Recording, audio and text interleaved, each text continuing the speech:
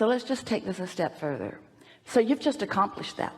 We're all pretty much right there. You heard it, you felt it, you get it, you understand it, and now life's going to come at you, because your momentum just didn't start during this conversation. You've got momentum going. So something that you already have momentum going about is going to occur in your experience. And if you have started your day out like this, then when it occurs, you'll just say, that's old stuff, doesn't matter. But if you haven't started your day out like this and it occurs, it's going to look like a great big deal, and you might fall back into your old patterns. In the early days, we talked a lot about what to do. We said, well, I know what I don't want. What is it that I do want? And if you catch it early, you can take that pivot. There are things that you can do. And so if we were standing in your physical shoes, this would be our approach. I'm going to get out ahead of it as much as I can. And then as my day unfolds, I'm just going to do my best to find my path of least resistance. And I want to add one more thing. This has been a wonderful way to begin this gathering.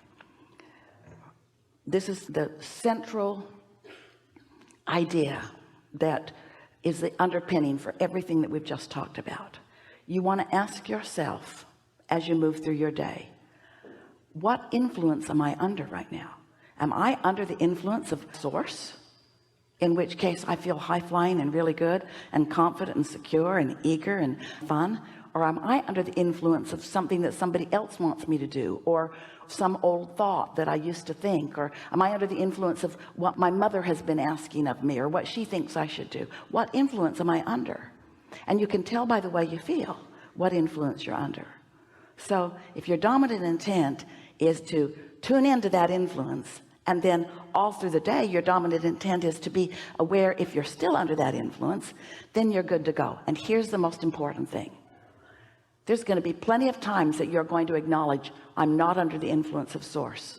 I'm under the influence of my employer, or what somebody else thinks I should do, or my girlfriend or my boyfriend or my kids or my parents. I'm under the influence of what society thinks about that, because those thoughts do not stop on a dime. Those thoughts are still active. And so when you realize that you are under the influence of something other than source, that's when you just say, well, that's perfectly logical. Of course, thoughts don't change all of a sudden, but I can look at this through broader perspective. And then once you get good at this, you can say, inner being, how do you see this?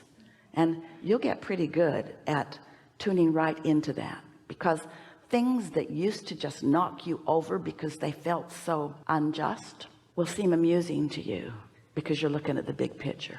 It takes a little while to get down the road like that, and we don't mean that you're going to mock and make fun of plights of others or of yourself. We don't mean that at all. This is really what we're trying to describe. When you croak, and you are going to, we use that disrespectful word because there's no such thing as death. So when you reemerge back into non-physical, the very first awareness that you have, it's so wonderful to watch you show up back up here.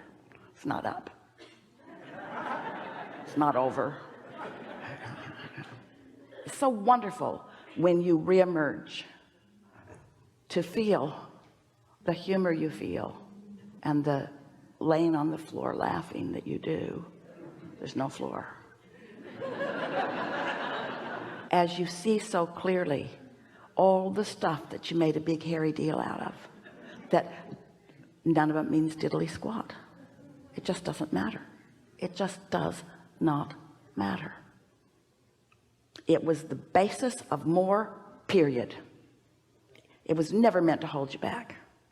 And that's what step 5 is. Step 5 is blessing the contrast and understanding its value. Step 1 is being buried by the contrast and letting it keep you from being under the influence of source. Step 5 is being under the influence of source and aware of contrast and loving the contrast. Step 1 is not being under the influence of source and struggling in the contrast. And that's where you started as you sat down. You were step 1ing the contrast. And almost everybody does that. When you find yourself defending, rationalizing, I didn't reach my goal because of this. Every time you're doing that, it's a step 1 moment.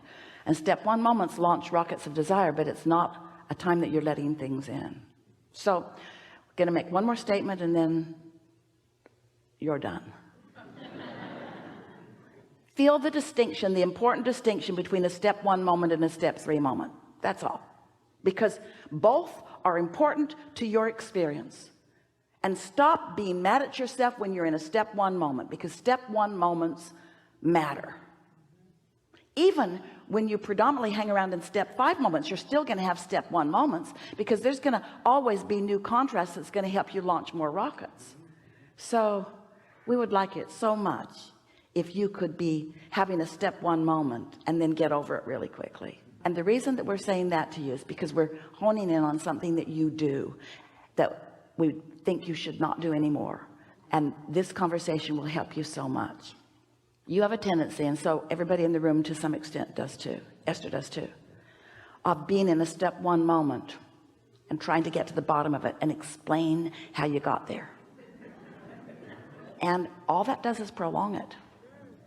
It's like step 1 is the question, step 3 is the answer. Well, you can't get the answer till you stop asking the question. So imagine that you're standing with some mentor who has all the answers. Imagine that you're standing with someone who knows what you want and where it is in relationship to where you are. And you keep saying, well, where is it? But before you can hear the answers about which impulse to follow and where to go, you say, because I can't find it. And then the answer is being offered, and you say, and I've been looking for a really long time. And the answer is coming, you say, and it's nowhere to be found. And there's nobody around me that knows where it is either. And almost everybody feels the same way that I do. And we want to give you some words. That's co-creation at its worst. That's co-creation at its worst. What you're reaching for is co-creation at its best. Really good. Yeah. Thank you. Thank you. Really good.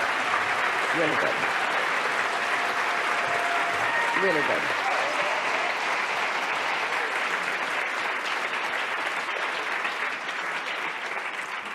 That's what your life and the struggle you think you've been living has brought to this equation. And did you feel what it meant to everybody who heard?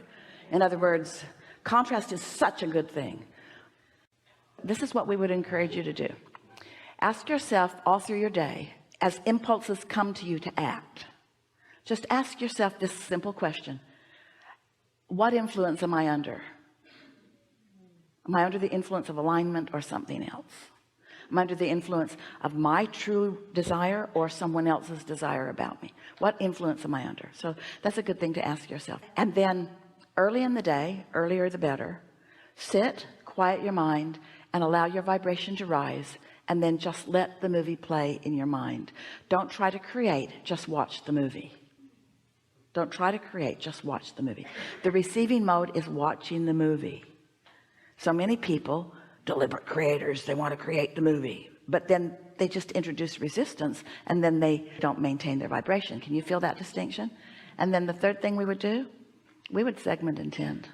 We'd tune in, and then we'd segment intend, and then we'd take what comes, and we would not beat up on ourselves if we don't have a good day, because there's a bunch of residual stuff that's headed your way, and when it gets there, some of it you're not going to like, a lot of it you are. There's residual wonderful stuff headed your way too, and residual not so wonderful stuff headed your way. It's all good, isn't it? All clarifying. It is. It is. During the quieting my mind in the morning, and I practice in focusing on that sound that I don't have any judgment about. And every time my thoughts start to flow, I try to go back to that sound. So can you make a distinction between when to let go and follow the movie, or when to go, no, I don't want to follow that, go back down to this? Yes, it's a wonderful question. When your mind wanders, and it will, you'll know what influence you're under when it wanders. If you're thinking about the things you need to do today, you're not under the influence of source. If you're worrying about some problem, you're not under the influence of source. But if you're feeling exhilaration about something, then you're under the influence of source. You'll get better and better at knowing exactly whether you want to let it roll, or whether you want to refocus on the sound of the air conditioner, or whatever it is. You can tell. A lot of people have been confused in meditation because when their mind wanders, they think they should quiet their mind. Esther was hyperventilating in the early days, just trying to get her mind clear. We were trying to reach her for 9 months before she let us in, because every time we'd offer a block of thought, her encouragement had been, sit in a quiet room and wear comfortable clothing and focus on your breathing. And when your mind wanders, and it will, release the thought and focus back on your breathing. So she was relaxed and we were flowing to her, but every time a thought would start flowing, she'd focus on her breathing again. And so finally we began spelling letters in the air with her nose. And that's when she realized that more was going on. Again, we're back to that same question of knowing whether you're in a step 1 asking mode or whether you're in a step 3 receiving mode. And when you sit to meditate, you're in a step 3 receiving mode. It's not the mode where you're trying to make everything happen. You know what mode you were in when you made everything happen? Prepare yourself for this. Step 1 is the mode that you're in when you are making everything happen. That's when you're sorting and sifting and deciding and launching rockets of desire.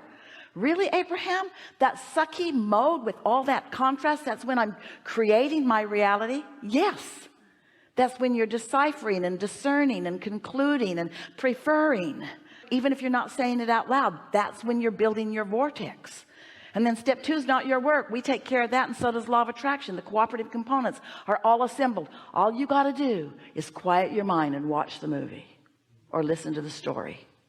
Play with this. You'll really like it, because we know you come to a gathering like this, especially if it's your first time, and Esther looks like she believes what she's saying, and she has a convincing way of saying it because no words are tripped up and nothing is vibrationally inaccurate. Everything fits together. In other words, it's a really good gig she's got going here, you might think. She seems smart and delivers it well. She must do that a lot. She does, and it's different every time, because you're different every time. But when you personally hear it and then decide that you are going to take some time to meditate, every day is good for you, and you manage to quiet your mind, you get pretty good at that, and then you get into that receiving mode where thoughts begin occurring or impulses come, and you follow one of them. You don't jump on it immediately, but once it's strong enough that you feel like you really want to do that, that's a really good thing to follow. And when you follow it and then you have a manifestation that fits into the category of something that you really want, now you know that you've got this. It's not just somebody with a good idea or an opinion. It's you applying the laws of the universe. It's you letting the law of attraction work for you instead of against you. It's you coming into sync with the power that creates worlds and utilizing it toward what you are desiring, you see. Ooh, such a nice conversation. Thank you. Yeah.